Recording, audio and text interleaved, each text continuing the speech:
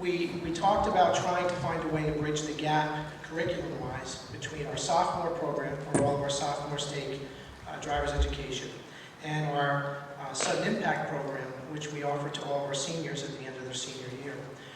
So we were looking for something that we could do, and so we came up with this idea of a safe driving initiative where we could talk about the ins and outs, if you will, of the graduated driver's license provision, as well as review and just reinforce what our policies and practices are here at the high school. And also, because we are in the business of education, reviewing and re-emphasizing, if you will, some of the key points that students learn in their driver's ed experience. So we're very fortunate to be able to bring all of those pieces together tonight. And we're especially grateful that the parents have played a part in this too, because we think it's essential that we engage in a shared partnership for all of our sakes, and especially for the kids. So tonight, as we go through, you'll see we have a couple of things in mind. First of all, our presenters. I'd like to introduce Judge Mary Casey from the Holmdel Municipal Court, who has joined us tonight. You can clap. Officer Cusick, our school resource officer at Holmdel High School. He's joined by Sergeant McGowan and Officer Piggott, who are with the Holmdel Traffic Safety Unit. Thank you for joining us tonight. Mr. Katz, our assistant principal, is with us. There we go. I'm here. Officer Piggott, as we said. Mr. Wreckage, driver's ed instructor. Thank you, Mr. Wreckage, for joining us tonight. And our agenda tonight. As it means, I'll handle the introduction part. I've already begun that. A little bit later, we'll talk about an explanation, enforcement, and the consequences that are associated with the GDL, or graduated driver's license provision. As I said, we'll review policies and procedures for driving at Holmdel High School, and we'll hear a presentation from Mr. Wreckage on teen driving. Following that, if there are questions, we're happy to take questions and entertain a brief Q&A session from members of the panel that are here tonight. So as a means of introduction, what we'd like to do is to first state our purpose, our mission, if you will, to forge a partnership among parents, school, and police with regard to encouraging and supporting safe driving practices, and also to bridge the curriculum gap between the driver education program during sophomore year and the sudden impact program held at the end of senior year. And as a means of maybe kind of focusing on our concerns, we have a short DVD to show you, and it comes from, it's an excerpt from a prime time investigation, if you will. Some of you may have seen this. It was on not too long ago, regarding some of the realities of new drivers. It's not meant necessarily to reflect all drivers, but it is fairly significant, something that causes us to be concerned and want to have nights like this just to reinforce safe and effective driving procedures. So let's see if we can do this.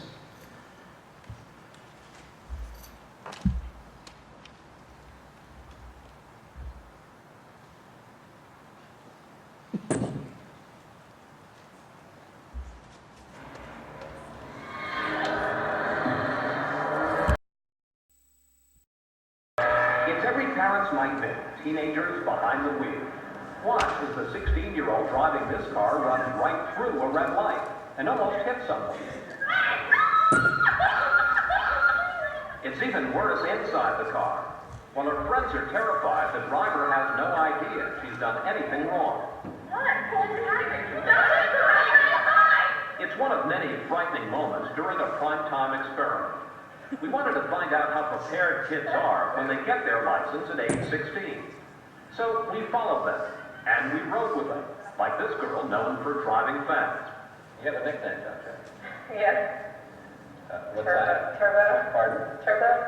But most of all, we watched. We installed small cameras in their cars to see what they do after school on Saturday night. They knew the cameras were there, and sometimes it altered their behavior. But most of the times, it didn't.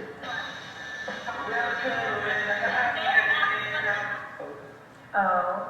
It was a rainy night, and you were generally about 10 or 15 miles per hour over the speed limit. The whole night. What? Yeah. Oh, boy. So, what do you think? Well, she's a lot worse than I thought. A number of times she tended to look away from the road, take her eyes off the road. I think that's something she needs to be talked to about, needs to be more careful about. We didn't intend to start a family feud, but Are you worried about what we're going to do later? Yeah. Well, safety director for AAA, the American Automobile Association, that has made teen driving its #1 priority. He says it's a public health crisis. More so than AIDS, violence, and drug abuse, all those things that we fear, all of those added together don't equal the number of deaths that teenagers experience each year in automobiles. I can remember the impact. Rachel Webb sometimes wonders whether she was ready to drive the night she made a fatal mistake. She was taking friends home 2 summers ago in Boca Raton, Florida. She'd had her license for 2 months when she turned into the path of another car. I didn't see her. I honestly did not see her. Heather Brady was riding in Rachel's car. She was badly injured. Her brother Brian and best friend Shannon Walker, both 15, were killed. Brian was my protector, and Shannon was my friend. And I hung out with them every night, and then just one night, they're gone. A year and a half later, Brian's mother Donna says it hasn't gotten any easier. every day I wake up, first thing I think about is Brian. Every time I go to sleep, I think about Brian. You know, we're not happy. No matter what we try to do, we're not happy. Sometimes they say, well, I wouldn't have met him, I wouldn't have ruined their lives. Do you feel in some sense your childhood ended there? Yeah. Finished. I turned 16. Florida Hospital couldn't wait to get her license. Now she says she won't drive with her parents, Joe and Bev, because they're too picky. I mean, you can't follow everything like all the time. There's going to be a little slip up here and there. They make me nervous. And Bev, how do you feel when she says, Nervous. I mean, a little slip up could be death. the biggest argument within the family? Definitely drives too fast. Sure. Do you drive too fast? Well, yeah, not too fast. I mean, everyone drives a little. No one really does the actual speed limit. That is not the area. The parents joined our experiment because they wanted to see how Lauren drives. She said, having had her license 5 months, she had nothing to hide. So we follow her one day on her way to a tennis match. By the way, the girl in the passenger seat clipped a parked school bus that morning. Right away, Lauren is tailgating the car in front of her, going 50 in a 40-mile-per-hour zone. But she's more concerned about us. When Lauren makes a left-hand turn, she does a good job of using her blinker. But then she's off. The speed limit in this residential neighborhood is 25. As you see, we're doing 40, and Lauren is leaving us way behind. Later, some teenage boys drive up and start hassling the girls. Watch as they make an illegal U-turn right in front of her. Oh my God. The tennis match is about 10 miles from home, and Lauren is late and lost. Listen to the confusion in the car. I have no idea.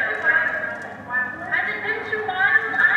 I can't tell. Lauren is so distracted that she never sees that red light.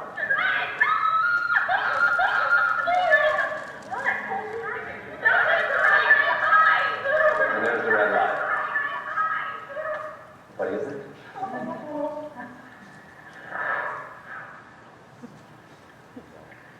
Pretty scary. Yeah, that's scary. Lauren? Doesn't seem like that bad. I don't know. We need to talk.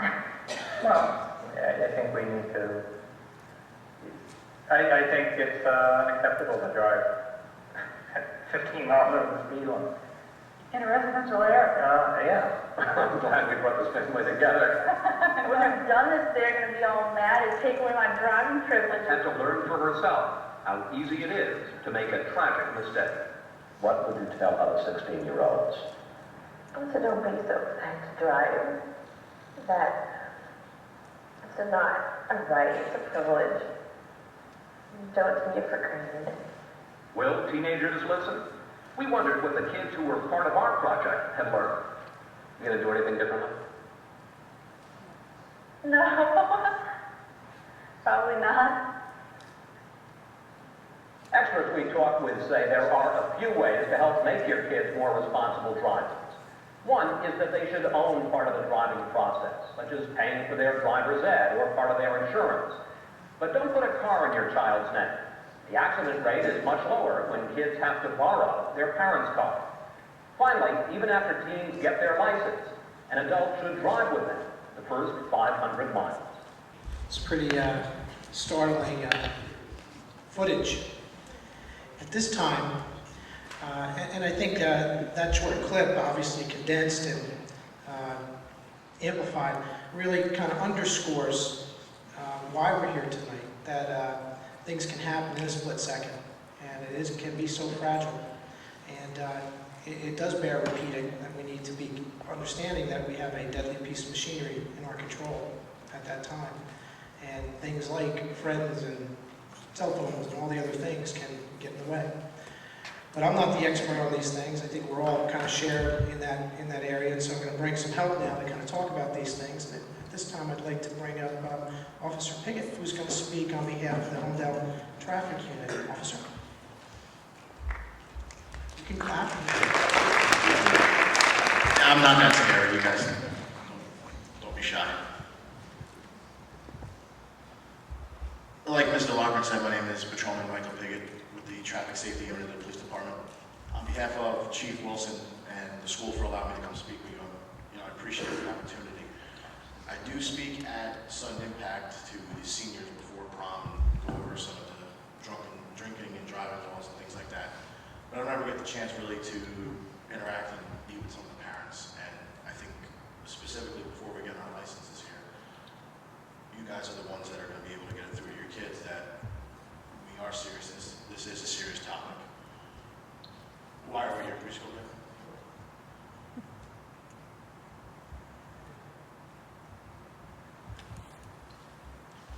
And why are we doing this? In cooperation with the school administration, it's the Holmdel Police Department's goal to promote safe driving habits for our inexperienced drivers and to inform our parents and students of their obligations on the road. What I'm going to do tonight, I'm going to cover what the graduated driver license program is. There's a lot of questions. To some people, it seems like there's a lot of gray area, and I'm going to hit on those topics, and then afterwards, any questions about it, you'll be able to ask me. I'm also going to touch on why those specific restrictions are what they are. There's reasons. We don't just come up and randomly make up what we want to make up. There are reasons behind these laws, and I'm going to get into those also. I'm assuming probably half the room here is 16, just either about to get the license, has their permit. Here's the restrictions specifically for our learner permit. You're going to have to enroll in that behind the wheel training. You know, we see some of the driving schools around town. I see constantly in the parking lot, you see the big orange cones, kids practicing the parallel parking. That's roughly about $300 or so that you're going to have to spend to do that. You have to practice with a driver that's at least 21 years of age and who's also had their license for 3 years. The 21-year-old brother who just received his license a year ago is not going to cut it. They're going to have that license for 3 years. Specifically, the 11 p.m. curfew, that's different than when you turn 17. We turn 17, the curfew becomes midnight. Here's some of our restrictions, the shared residence +1. What that specifically means is when we stop a motor vehicle with a provisional driver operating that car, they're only allowed one non-family member in the car. To touch on this issue for a second, and specifically with the passenger restrictions, we just had an incident recently in Holmdel where a car was flipped by a provisional driver, violating the occupant statute. This topic has become, I like to use the word, hot button issue with politicians. Just recently, Sunday morning, if anyone read the Asbury Park Press, there was specific reference from the Monmouth County Sheriff about this accident and what we should do and what we shouldn't be doing with these provisional drivers. And she wants to escalate some of this stuff to where there's going to be some penalties for the parents that are allowing these children to operate these cars like this. When we have an elected official like that specifically singling out a Holmdel incident, it really brings to the table that it is an issue specific here. It's not just happening everywhere else but here. Some of the other restrictions, the 12 a.m. curfew. To clarify that, I always get, okay, what if I'm working? What if I'm at church? We don't very rarely do we have a midnight mass. I think that's about Christmas. That's usually the extent. But there are some exceptions, and if you are out after hours, specifically for work, that's usually that point is a letter on your whichever business or company you're working for saying you were working that night, and it's signed by them with their information, just so we can confirm that story. And a lot of times at 1 o'clock in the morning, it's hard for us to be able to judge that. And if we do have a phone number, we can reach out and confirm your story, you go home, and that's it. But if you don't have that piece of paper, it makes it hard for the officer, to judge what your intentions were that evening. Except the passenger restrictions, I touched on that, the one non-family member, restricted hours. This is the big one. All occupants of the vehicle are required to wear their seatbelt. And it is the operator's responsibility to ensure that that is in fact going on. We do random GDL enforcement at both high schools in town. And the reason we're doing it is not to bust chops. We don't want, the teenagers in town, we don't want to be hated. We don't want to think that, it's easy for us to go out and write these tickets. The problem is if we don't go out and enforce it, they may never hear it or may never have any problem breaking these laws at any time. The bottom one, the use of cellular phones. I'm sure when we're all out and about, we'll probably pick out 100 cars throughout the night that are on their cell phone. The texting is becoming a big issue. I'm sure you've walked up or driven past a car and there's somebody driving with their knee, texting with both hands, or they're one hand on the radio, one hand texting, neither hand on the wheel. I'm sure we've all seen it. We can hit the next one. Now, why is this topic so important? The silent death, and I want to explain this. We see these awareness ribbons around town. You see them on cars, you see them on people's wrists.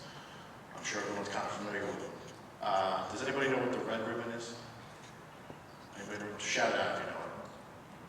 No? Or you're just being shy? It's AIDS awareness. Do we know what the pink ribbon is?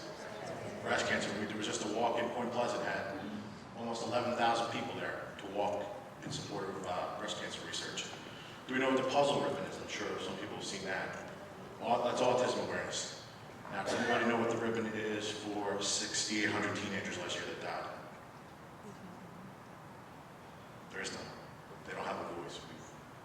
6,800 teenagers last year died, and there's no ribbon for that. And they kind of hit on that a little bit in the video, but think about that. 6,800 teenagers, 10 a day, driving the vehicle died. Another 3,300 as passengers in the vehicle died. That's kind of what I'm getting at with the silent dead. Traffic crashes and collisions. They're the #1 cause of death for teenagers in America between the ages of 16 and 24. #1 cause of death. 38% of all teenage deaths are caused by traffic collisions.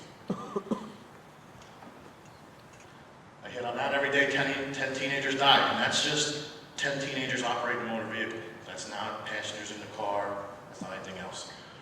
Like I said before, we like to say it doesn't happen in Holmdel. The last 2 fatal motor vehicle accidents we've had in the township have directly involved provisional drivers. We had one approximately 2 years ago on Telegraph Hill Road, and 3 or 4 months before that we had one on Laurel Avenue, both involving provisional drivers, 17 years old, violating the restrictions of it. 326,000 teenagers seriously injured. I don't know about you guys, but that is an astronomical number when it comes to, and I mean when I'm talking wheelchairs.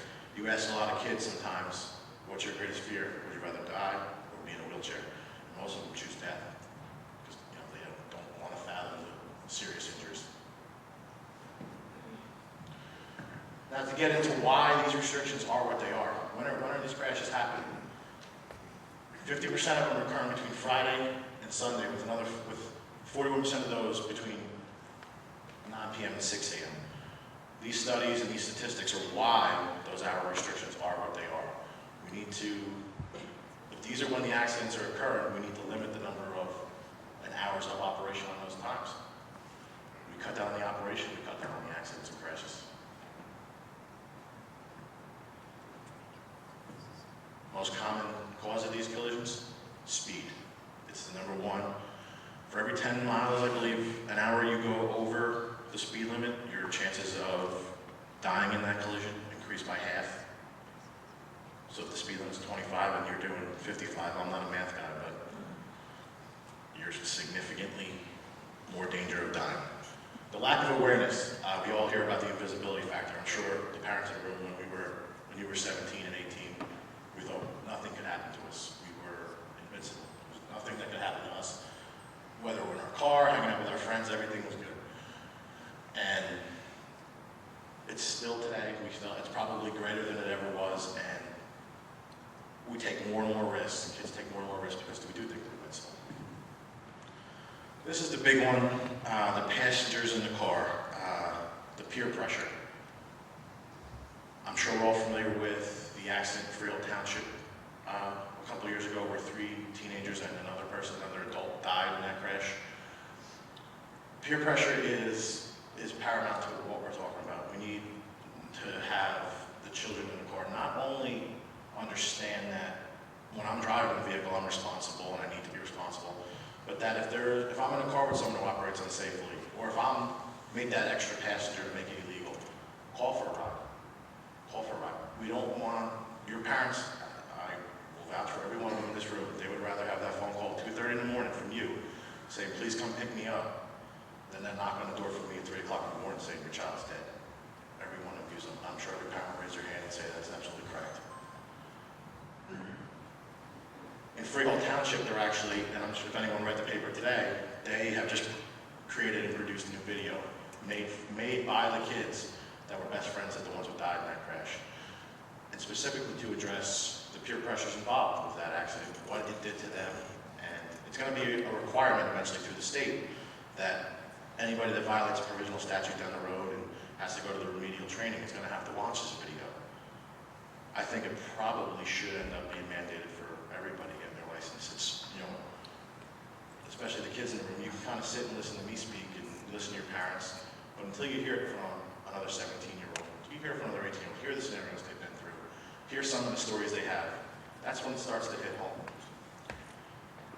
And the last one, driving under the influence of drugs. This is, like I said, when I do the sudden impact, I specifically hit drinking and driving, and this is an epidemic in our society, not just with 17 and 18-year-olds, but with everybody.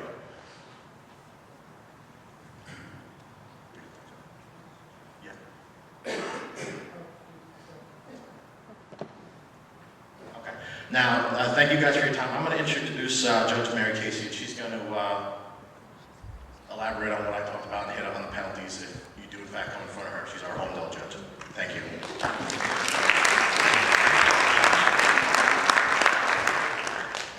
Good evening, folks. I appreciate you inviting me here, although you weren't directly responsible for me being here tonight to speak to you all. I am happy to be here because, as far as I'm concerned, over the past 9 years that I have been on the bench, not here in Holmdel, of course, but in the courts that I've served, mostly throughout Middlesex County, one of my greatest concerns is making sure that the young people that come before me understand how there is so little time that it takes to change a life.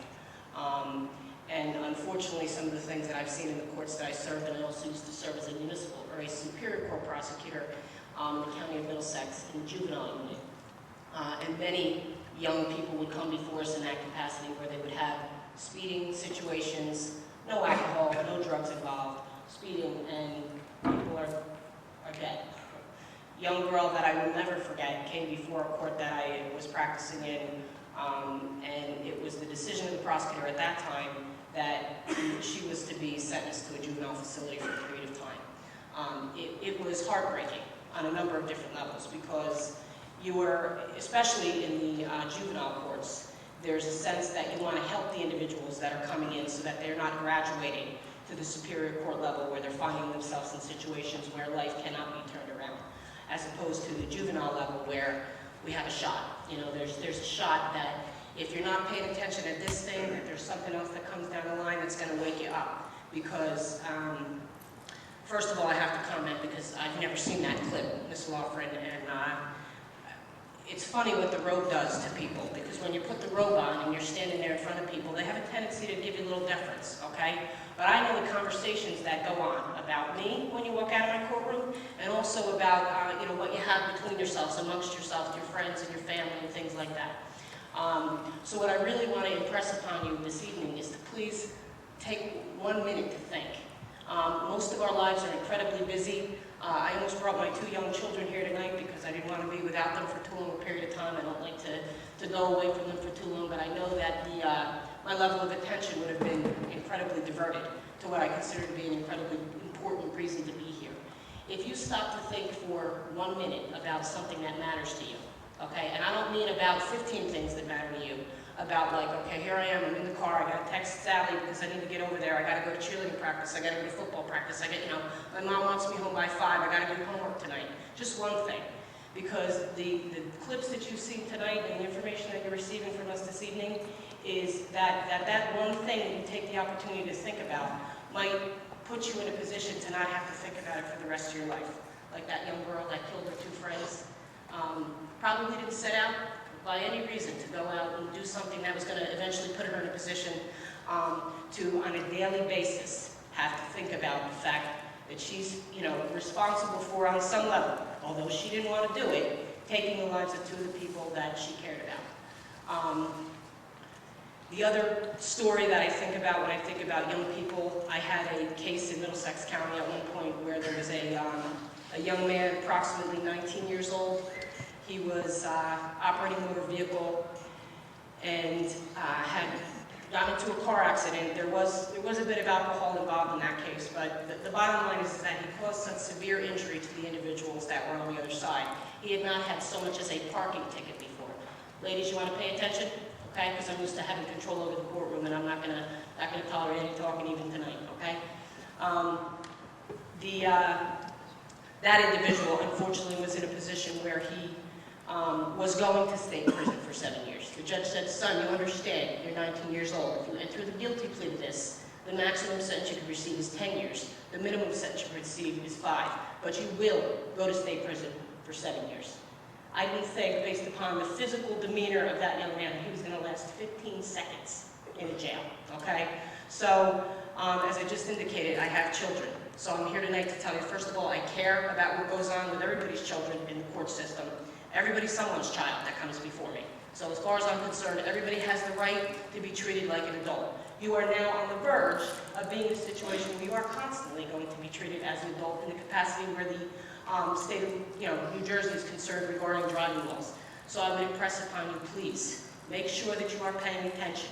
Make sure that if there is anything in your head that for 1 second puts you under the impression that this is not a good thing, this is a bad feeling, this is not right, something's going on, don't do it. Don't do it. The penalties for provisional driver's license, as far as I'm concerned, are not really commensurate with the level of safety that they're trying to impress upon you.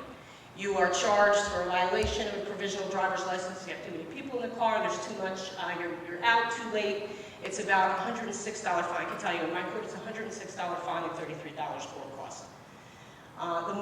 The bigger concerns that I have are the kids that are coming in before me on the speeding summonses. Now, I also want to tell you that if young people come to me on a violation of a speeding summons, and that is in excess of 100 miles an hour, my standard, as my prosecutor is aware, is please let that individual go. Know if there is no defense to whatever's going on, that he will be losing his driving privilege, okay? If it doesn't affect you, it doesn't affect you, and I found that you don't care, all right? I also am not under the, I'm not out to hurt your parents. Parents are paying insurance surcharges and things of that nature for young drivers. But you guys have to remember that that's going to affect your parents, okay? Also, the Attorney General just sent down a directive with respect to any violation that has points attached to it, okay? It's been my experience that for parents, points are attached to money. Because what happens is, as soon as your points are assessed on your driving abstract, your insurance surcharges will be increased, usually based upon whatever your insurance company is. The Attorney General, as I said, just sent down this directive. There is now a ban from the prosecutor to allow an individual who's a provisional driver to enter a guilty plea to a violation that would not include points. So if you're charged with, let's say you're doing 15 miles over the speed limit, and you're also at the same time a provisional driver, you will be issued a summons in all likelihood. Officer Piggott can tell you that. He will be issuing a summons, or Sergeant McGowan, for the violation of the provisional, as well as the violation of the speeding summons. Attorney General says no more no-point violations. So that, ladies and gentlemen, is going to trigger to your parents that that's going to affect them. Okay? I don't know how many of you are allowing the usage of the cars and paying the insurance and things of that nature, which any, loving, caring parent would want to do. But you need to know that your behavior is going to affect more than just what goes on in your car, okay? I was a teenager once too, not that you can believe that, and it's so sad that it's been that long ago. But I remember, it's a wonderful time of your life. There's lots going on, lots of fun, a lot of people you need to see, do, be around, everything. My standard comment when I'm in my courtroom every time is, sir, ma'am, I don't want something to happen that you can't take back. I have seen it currently, which is so incredibly important to me at this particular time. I used to serve in the court of North Brunswick. I don't know if any of you saw in the news recently, we had 2 police officers that were involved in a high-speed accident. One of them died, Sergeant Zerby, great guy. Speed, folks, nothing that remotely resembled anything other than going too fast, okay? Devastating on so many levels I can't even describe to you. So if there's nothing that I can extend to you tonight, it's just please think, okay? Lot going on, you might not want to be here, you're going to get your permits, you're going to get your parking, space things, so everybody can be all happy, but just stop and think about how the situation can affect you, okay? And I really appreciate you letting me be here, and I wish you all a lot of good luck, okay? Good luck to the parents as well. Thank you, Judge. Okay, so we've heard from the law enforcement and municipal court side of things. At this time, I'd like to turn it over to Mr. Katz, who will speak along with Officer Cusick on the policies and practices here at Holmdel High School. Mr. Katz. Thank you and good evening. I want to start out by letting you know how important this topic is to the high school administration.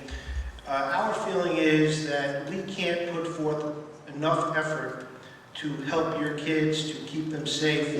We are trying to make the school and school culture a better place, and we've taken some strides this year in doing that. And part of the reason why we are starting this program is really to change the culture and thought process around teen driving. And that takes time. We know your kids are precious. We know that this is a safety issue, and that's really part of the reason why we are starting this program. And we do appreciate the town's cooperation. It's really nice when the schools and towns can work together. So that being said, I'm going to talk a little bit about what actually goes on at school. How do you get a driving permit? How do we enforce it?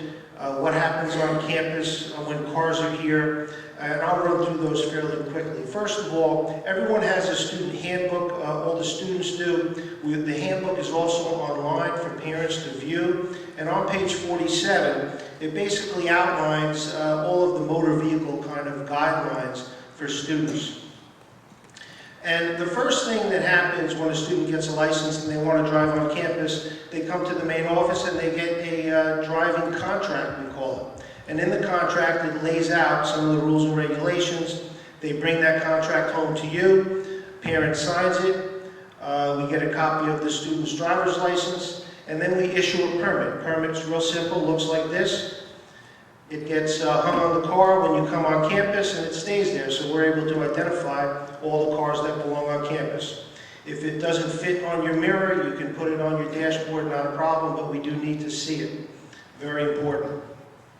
So that process is seamless, it's very simple. The only additional thing that you need to know is that list, if anyone did not sign in outside, all your children's names are going to be on that list, so you'll be able to get one of these. So you have to also be on that list because you would have had to attend one of these sessions. When a student drives on campus, there are a couple things you need to know. First of all, cars are, we can search cars that are parked here on campus.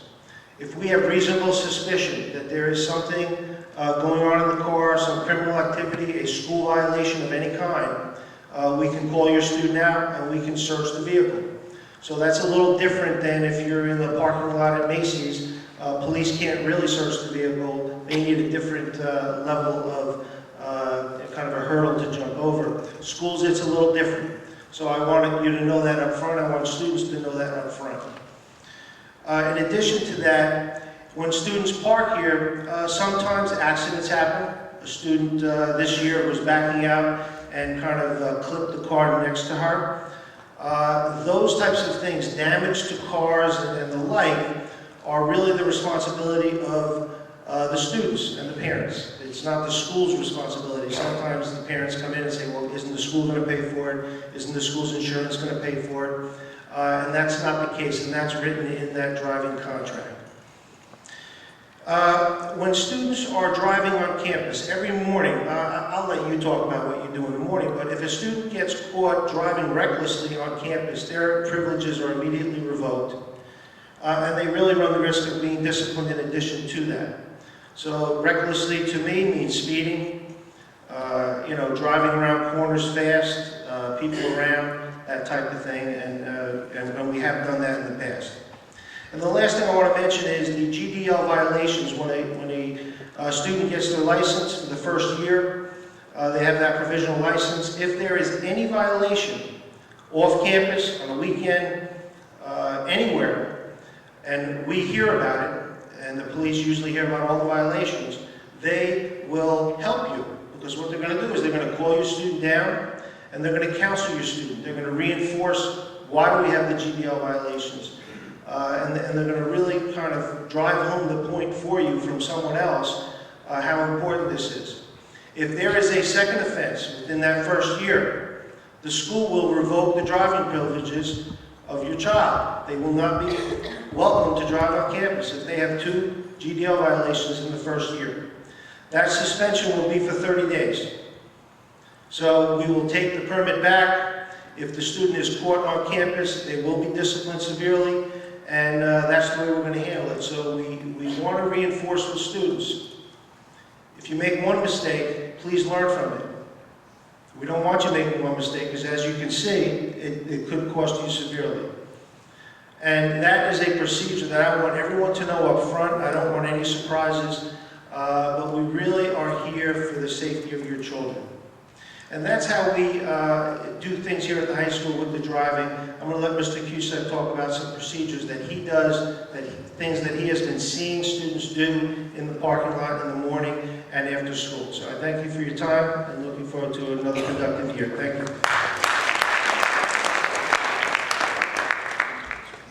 Thank you, Mr. Katz. Hopefully all the students here know who I am. My name is Officer Cusack. I'm the School Resource Officer for Holmdel District Schools. My office is right here in the high school, but if there's any problems at any of the 3 schools in town, I will respond.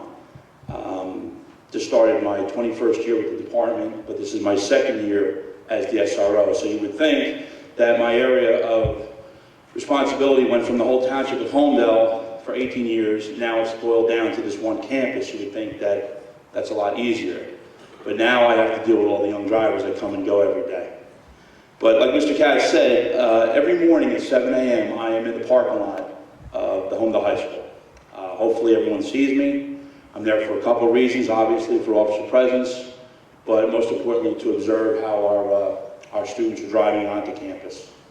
One thing that our traffic safety unit and our chief has implemented, in addition to getting a ticket for your GDL, if one of our officers stops you and you do get a ticket off campus for a violation of the GDL or any violation on that GDL, they will send a letter home to the parent of that student or of that juvenile driver. That's obviously done because we want the parent to be aware that their child has received a summons. Unfortunately, sometimes we can't leave it up to the student driver or the juvenile driver to let the parent know that they got a ticket, because they could actually come to court and take care of it on their own. But what we've done now with the school is when I am made aware of a student here at Holmdel High School that receives a ticket on their graduated driver's license, I get that information. What I get to do is I get to call that student down and I speak to them again. And I've learned a couple things about it. I think it's a real good program. A lot of times our students will get a ticket on Thursday night, Friday night, Saturday afternoon, Sunday evening, and then I'll find out about it and I'll call them in Monday morning in the office. And you should see the shock of how they didn't think I was going to know about the ticket. Because a lot of times our drivers are getting tickets, they get the ticket from the officer, and they drive away, and unfortunately, they forget about it. I'm there to reinforce that there are consequences. So they come to my office, I explain to them, what you have to do in court is separate from what you're doing here with me. If I find out that you've received a summons on your GDL, I will try to explain to you a little more about the procedure. I understand that a lot of our student drivers might be a little nervous the night they get their ticket. They might not ask the appropriate questions. They might have questions regarding what's going to happen to them. I'm more than happy to answer them. But what I do is when I pick up the phone and I call mom and dad and let them know, just to let you know, hopefully you received that letter from our traffic unit, but in case you didn't, in case that letter was intercepted, I'm letting you know that he or she did get a ticket. Usually, it's a very positive response. Most times they do know about the summons, which is good. But if I come with the information that a second violation is on that driver, I will bring it to the high school administration's attention, and they will revoke the privileges for 30 days. I've already spoken to 7 students already this year. So 7 students have basically been given their one chance. And if I see any of those 7 students again, I'll bring it to the school's attention. Now, every morning, I'm in the lot.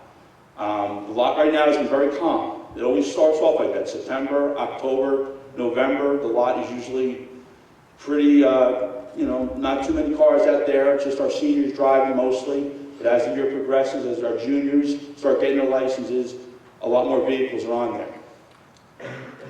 What I want to impress upon you, the drivers here tonight, is that when you enter into campus, the responsibilities have not stopped. Some people might think that when you leave Crawford's Corner Road and you enter into the school campus, it's a different world. Well, I was paying attention on South Holland, I was paying attention on Crawford's Corner. I'm on the high school campus now, I'm at school now. Now it's, anything goes. Absolutely not. The stop signs, the yield signs, the do not enter signs that are on this campus are just as enforceable as the ones in the township. And I watch every day to make sure that they're abided by our drivers. And have I stopped drivers on the way in and on the way out of campus? Absolutely. Sometimes I've issued summonses. Sometimes I've just counseled them at the scene. Sometimes I'll just ask them, how could you have done that with me sitting right there in front of you? And I get some interesting answers. But I want to impress upon you that driving on this campus is probably even more important than driving out there. Now, I see a lot of parents here today. One thing I hate to drive in is parking lots. Parking lots is one of the worst places you can drive. Parking lots are a nightmare. And unfortunately, our parking lot will probably be the same as we get more cars out there. We got cars coming out of spots, you're going down an aisle too fast, and just remember, when you're driving in this parking lot, 10 miles an hour. Nothing more than 10 miles an hour. I know it sounds low, but when you have that car pull out in front of you from the space, and you're going more than 10 miles an hour, it's going to be very hard to stop. So, the parking lot here, the atmosphere we have here, my biggest concern is, can anybody tell me in the parking lot, what do we have? What do we have a lot of in parking lots? People, pedestrians. We call them pedestrians in the police field. A lot of pedestrians walking around our parking lots out there. I don't think anybody would be too happy at the end of the school day, you're zipping out of here because school's over and someone gets struck. And believe me, there are a lot of students running through the parking lot, athletics going on. Okay. And I see that a lot. At the end of the school day, everyone's happy about leaving. I'm happy about leaving also. But we have a lot of movement going on in the parking lot with pedestrians. And again, that's why the 10-mile-an-hour rule has to be enforced. Driving through parking lots, you've got to be even more aware of your surroundings. And the one last thing I want to touch on about is when you're exiting this parking lot. We're making a real concerted effort. And I know a lot of our seniors, they think they know what they're doing, but leaving through the back of the campus is not what we want. Behind the campus, there is a lot of activity going out behind the SAT school. I'm telling you guys as the new drivers, that is not the way to exit this campus.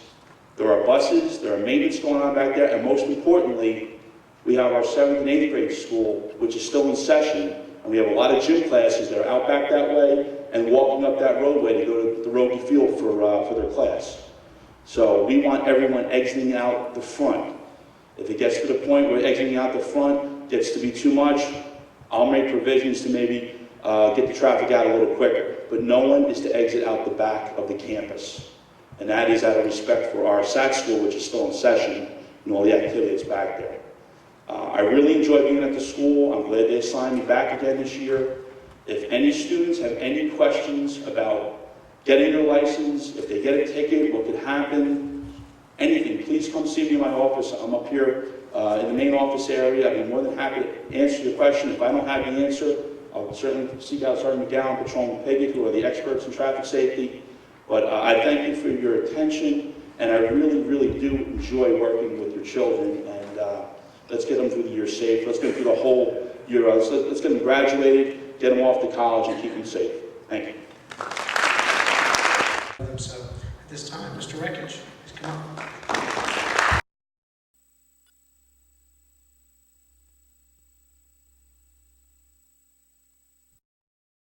Everyone here tonight, students, parents, guardians, school staff, law enforcement, the court, all have the same goal.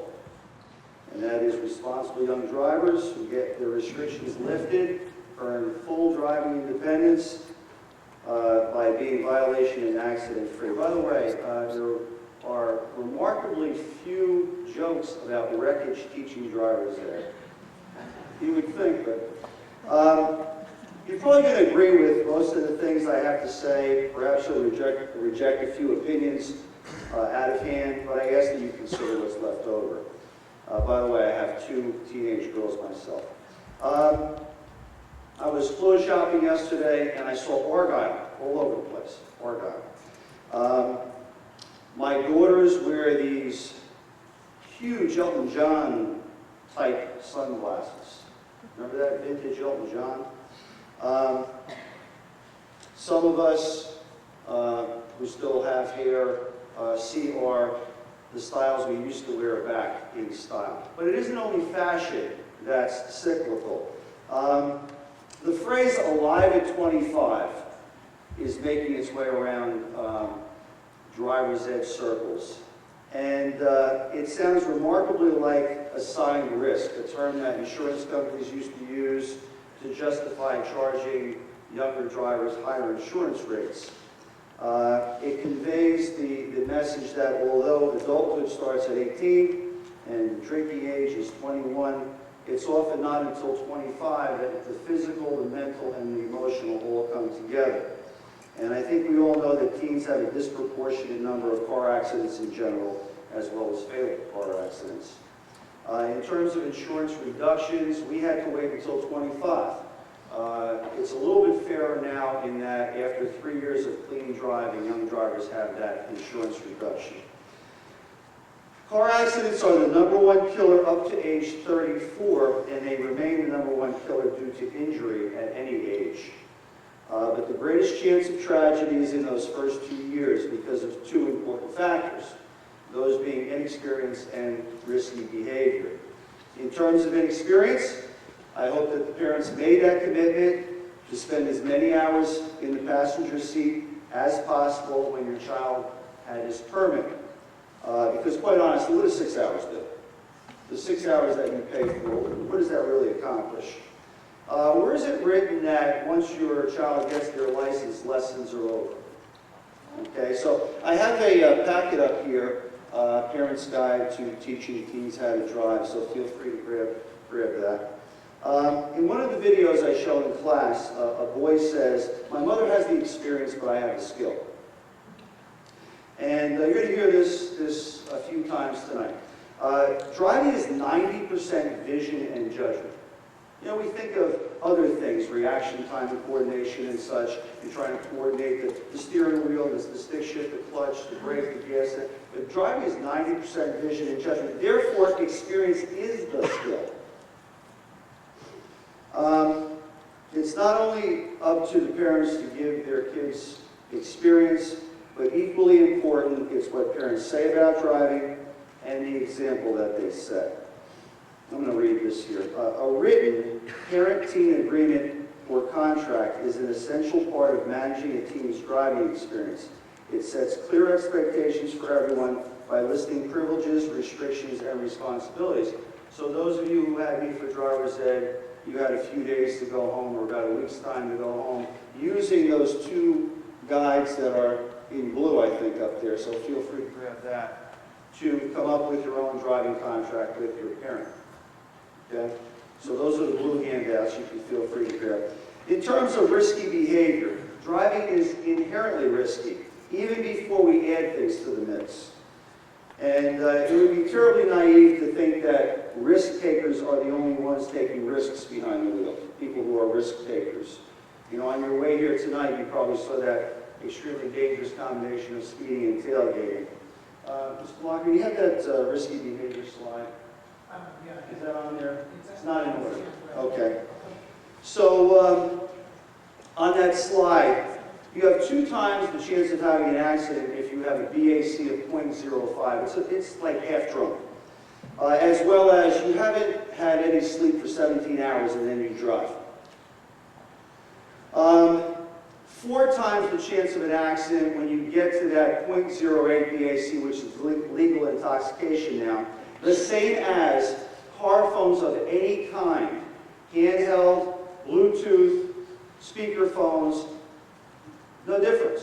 The law makes a distinction, but there's no difference in terms of safety. If you have 3 or more passengers in the car, 4 times the chance of an accident. Then we jump up to 7 times the chance at 0.10% BAC. 24 hours without sleep and then driving. And then when we get to that level, parents, of 0.15%, which, believe it or not, if you recall, was legal intoxication when we were in high school, 0.15, 25 times the chance of having an accident. And by the way, 25 times the chance of dying if you're thrown out of the car. So there's a thing for seat belts. From the common sense isn't necessarily common practice file, I'm still waiting for the statistics on texting and driving. You would think that nobody would do that. That's just a no-brainer, but it's happening. Now, I can't recall what I was thinking driver's ed was going to be back in 1972 when I had it, coming into driver's ed. But I think a lot of my students think I'm going to teach proper hand position, proper steering technique, proper turning technique, proper braking technique, and I do.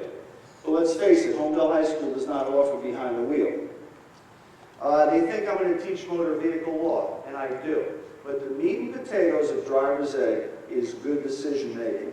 And I got to be honest, I need more than the allotted 9 weeks in which to do that. So, as a teacher, in order to attract attention, to get attention, to keep attention, sometimes you're goofy, sometimes you come up with gimmicks. So here's my gimmick. Driving age 17. And my statistics show there are 17 teens killed per day in this country in car accidents. Therefore, I came up with the 17 commandments of driver's ed. And I think it's pretty cool that more than a few of my students can rattle off all 17. And I feel like I'm back in the classroom with the nuns there, you know, memorizing stuff. But I'm impressed that they remember these things. Okay, so number 1.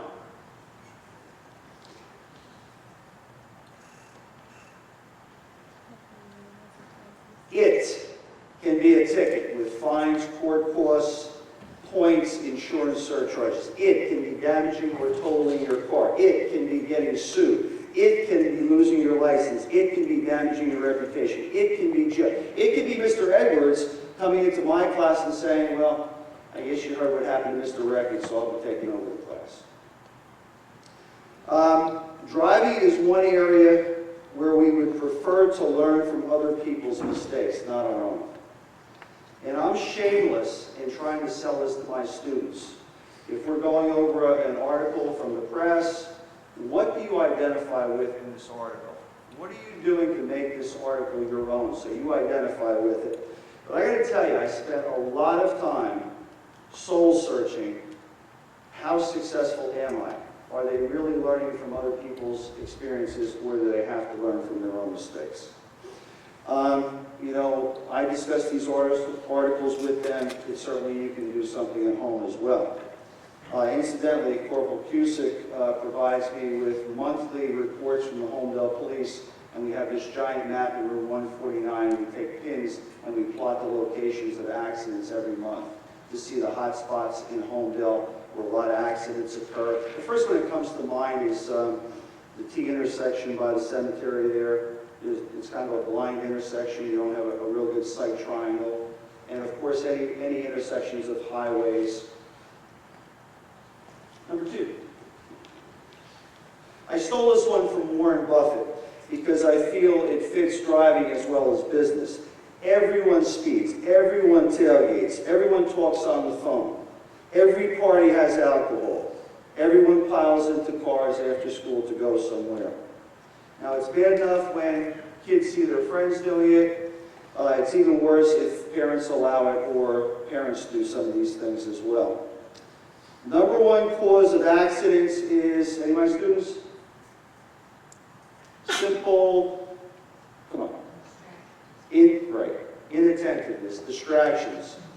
I admit setting a bad example for my own children with munching and driving. Okay, always nibbling on something.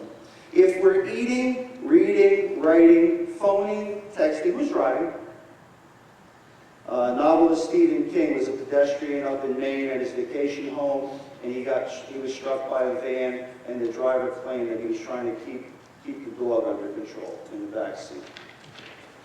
Number 3, shared residence +1. I can teach it, the police and the judge can enforce it somewhat, but without your consistent and persistent message to your kids, it ain't gonna work. Okay? Don't succumb to commandment number 2, which you remember everyone else is doing it. Very quickly, I'm going to cut this down. The full version of this article is on the purple paper. Joseph Del Bono Jr. would have turned 16 on Saturday. His mother, Gina Del Bono, 38, remains inconsolable. Her son died April 8, 2006 in a crash minutes after Central Regional students began spring break. He goes on to say he jumped in a car with a few people, they got into an accident, and he died. Gina Del Bono wants every mother and father to know how important it is to tell their children never to get in the car with an inexperienced driver, especially one with a provisional license. Not enough is being done to stress the urgency of the message, she said. The graduated license is not working, and it's not being enforced. I don't know what they're teaching them in school, but they have to show them what can happen, she said. This is one of the most important things for children to learn. You get the subjects, English, history, math, but this is the most important thing.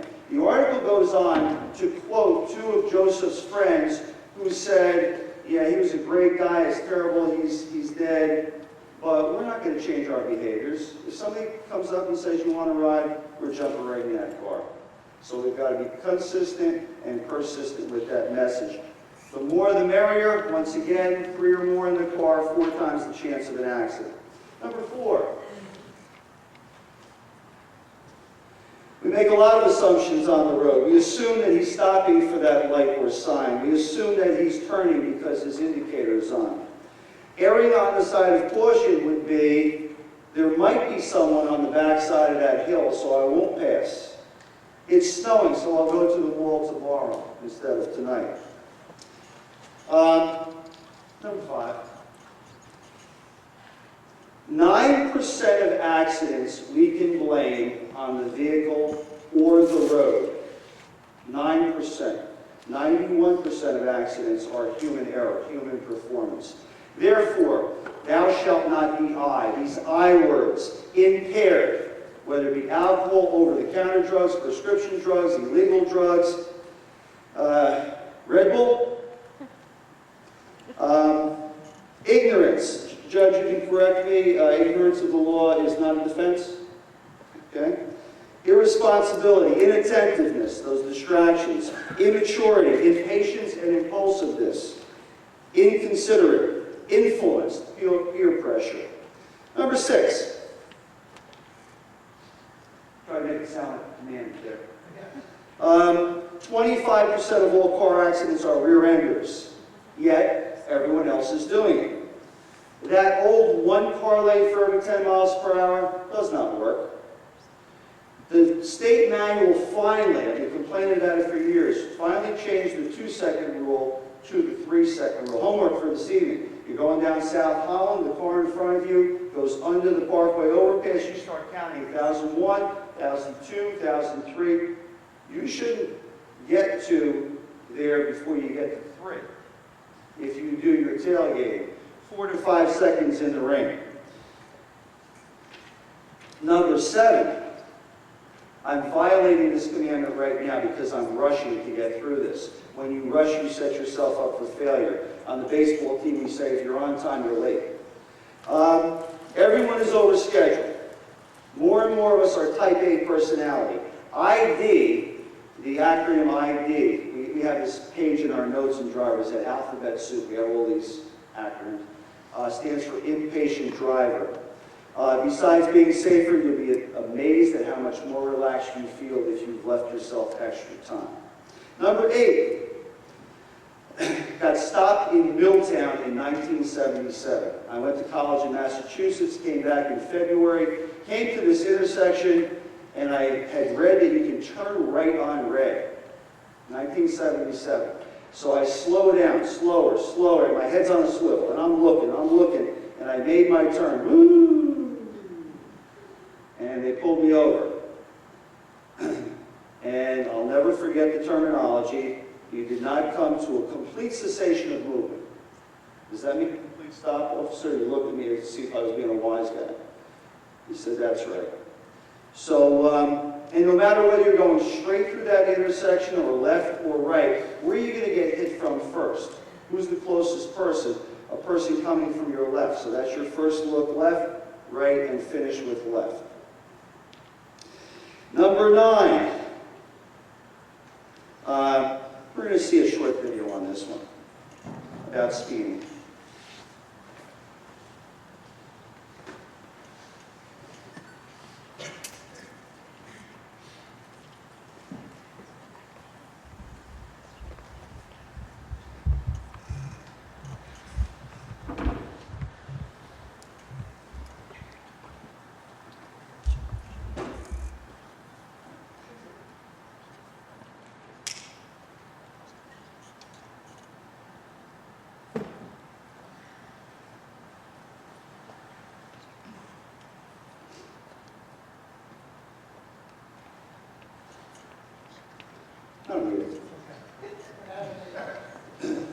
It's a conversation between teens and parents, and sometimes they agree and sometimes they don't agree. And kind of interesting. But anyway, if your speed doubles, your braking distance quadruples. We have to square that variable. So we're doing 10 miles per hour, we increase to 20. 10x equals 20x equals 2. 2 squared equals 4. As your speed triples, your turning distance doesn't triple, it's 9 times greater. As your speed is 4 times greater, your force of impact is not 4 times greater, it's 16 times greater. In 1980 whatever, juniors were taking driver's ed. And I took the entire junior class, school bus after school bus, to Wall Stadium, and did a tremendous, nobody was around back then I guess, they did a tremendous driver's ed presentation with all different topics, and oh, it was fantastic. It was a 1-year deal though. Oh, it must have been too expensive. And I watched my students climb onto this convincer. They climbed the stairs, they got into this car seat, they put the seatbelt on, and they gave the thumbs up to the guy, and he pulled a lever, and they went down this ramp, and they hit this bumper, which was immovable. And I saw them get off. They took their seatbelt off, and they got off, and they're making sure everything's in 10 mile per hour crash. It was a 10 mile per hour crash. So how much greater would the impact be at 60? Who's been listening? Pardon? 36 times greater. 36 times greater at a speed that we travel every day than the impact that had the students making sure their shoulder was still intact. Number 10, hang up and drive. My students know this is my #1 pet peeve. A colleague and I, Mrs. Ladich and I, carpool every day.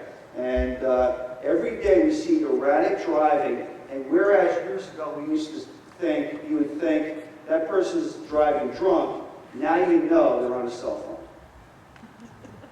Now you know they're on a cell phone. Once again, no matter whether it's handheld, speaker, or Bluetooth, you're driving as if you were at a .08 BAC, legally intoxicated, 4 times the chance of an accident. Number 11. Since driving is 90% vision and judgment, this expert by the name of Smith, I don't know what his first name is, came up with the Smith system of driving. If you were to ask me, what's the #1 driving tip? Pick one out. I would say #1 of the Smith system, aim high. Look as far as you can see when you're driving.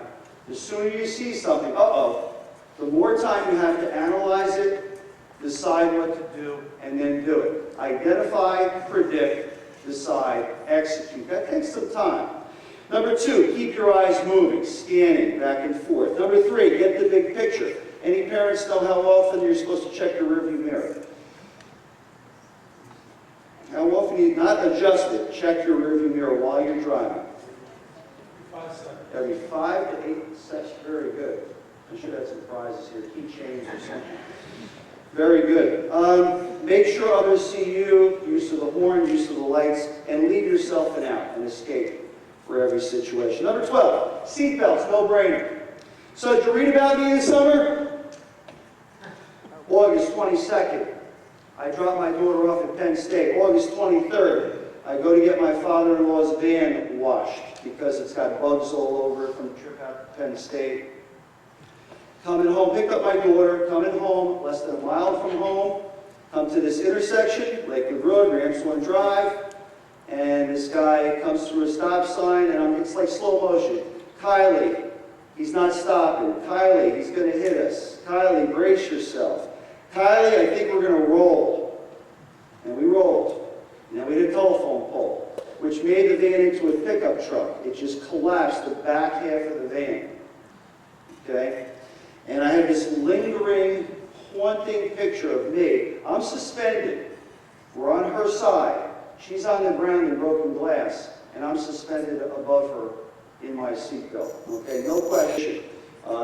Michael Buffer, the boxing announcer, let's get ready to rumble. You can't use that without his permission. Or Pat Riley, the basketball coach, three-peat, can't use that without his permission, so you can't use this without my permission. Anyway, boy raises his hand in class, and he says, Mr. Eckers, my mother is the worst driver in the world. What do you mean? She'll actually take her eyes off the road and look behind her. Sounds like your mother's a pretty good driver. We don't trust our mirror when we're making a lateral move. We turn around and check our blind spot. Number 14. 2 drinks are significant. And we have a slide on that, but that's okay. That's the purple handout, I think.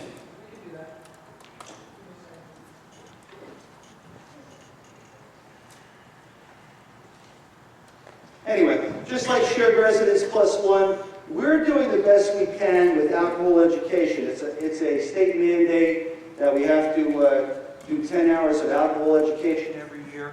But, okay, they're coming up one by one.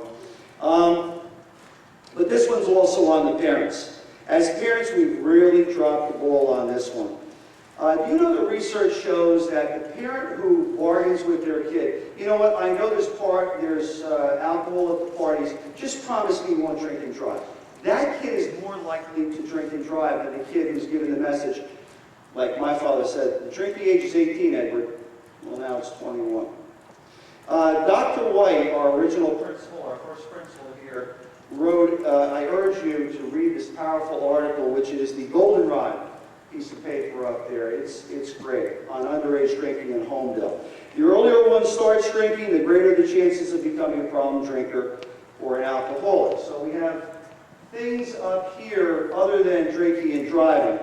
But in terms of drinking and driving, here's what I tell my students, right or wrong. Okay, know that 0.08% is legal intoxication for your state test, and then forget it. Because you shouldn't be driving with half that amount. You shouldn't be driving after just 2 drinks.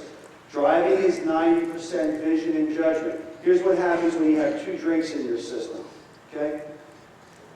First thing, visual acuity, how clearly you see something, particularly moving objects, is affected. Depth perception, how far is that away? Glare recovery. I used to teach before the second wing of the school was put on, because I've been here a while. We used to have driver's ed back there, right behind that wall. And I tell my students, look up into that light, and they'd look up and they quickly look down and curse me out under their breath because they were seeing spots for 7 seconds. With 2 drinks in your system, you're seeing them for 32 seconds. And finally, your peripheral vision. Basketball players who can make a no-look pass. You can look straight ahead and see your teammate over here. Your peripheral vision is cut by 30% after just 2 drinks. And your risk-taking goes up. Famous accident in 1982 on Long Island. Van full of teenagers comes to a stop behind another vehicle at a railroad crossing with the gates down. Driver decides he can make it around the car and through the gates before the train comes. 1 girl survived. The other 9 people were killed in that accident. They did a blood test and they found that he was not legally intoxicated, the driver, but he was impaired under New York law. So your risk-taking goes way up. Number 15. A youth basketball coach in Keyport is prosecuted and loses his job for hitting a young bicyclist who spit in his face after a traffic altercation. This is my favorite. A Rhode Island bookkeeper, enraged by another driver, settles the score by fatally shooting him. My students remember this one? With an arrow from a crossbow. In Keensburg, a woman pins another woman who was pregnant in the parking lot of McDonald's over a traffic dispute and beats her up. In 44% of all road rage cases where both cars pull off to the side of the road, a weapon is produced. 16.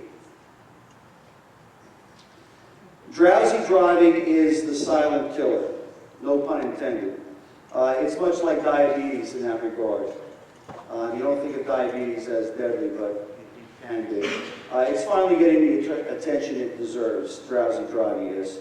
How many hours of sleep do teenagers need? 9 to 10. How many of our students take honors courses? How many other students do Facebook and MySpace and text till all hours? Okay? Now, highway hypnosis is something different, and maybe you could overcome it to a certain extent by cranking open the windows or cranking the stereo, but nothing short of sleep helps with drowsy driving. I took over, when I first graduated college, phys ed teachers were a dime a dozen. I took over for a young teacher in Edison who was almost home from skiing in Vermont, and he ran into the toll plaza, his exit on the New Jersey Turnpike, and he had to have extensive surgery, so I substituted for him for 6 months. So he was almost home. I can make it. I'm almost there. He didn't make it. Finally, it's not just gas and go, and as you know, parents, cars aren't really an investment. We say we're protecting our investment, but they depreciate so quickly that they're not an investment at all. A lot of us can't afford to get a new car every couple of years, every few years, so we need to know preventive maintenance, checking your tire inflation once a month, and checking your fluids once a week, and rotating your tires, and changing your oil, etc. So, you remember back to the days where you used to sing nursery rhymes to your kids, parents? Remember that? No? Here's the one that I sing to your kids. 10 little drivers cruising down the line, one had a lead foot and then there were 9. Speed limits are set for your safety. 9 little drivers, the hour was getting late, one dozed the moment and then there were 8. A tired driver is a dangerous one. 8 little drivers in the evening seemed like heaven, one showed his driving skill and then there were 7. Drive sensibly and sanely at all times.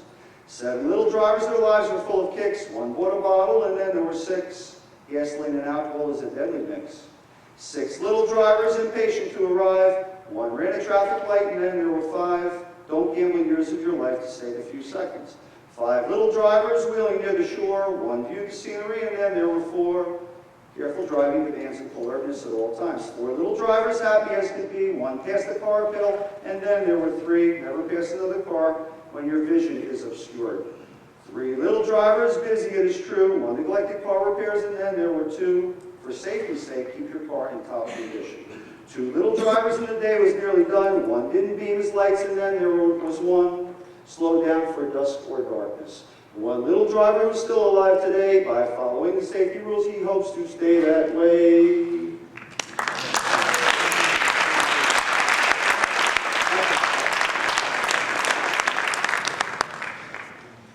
Thank you, Mr. Rekich.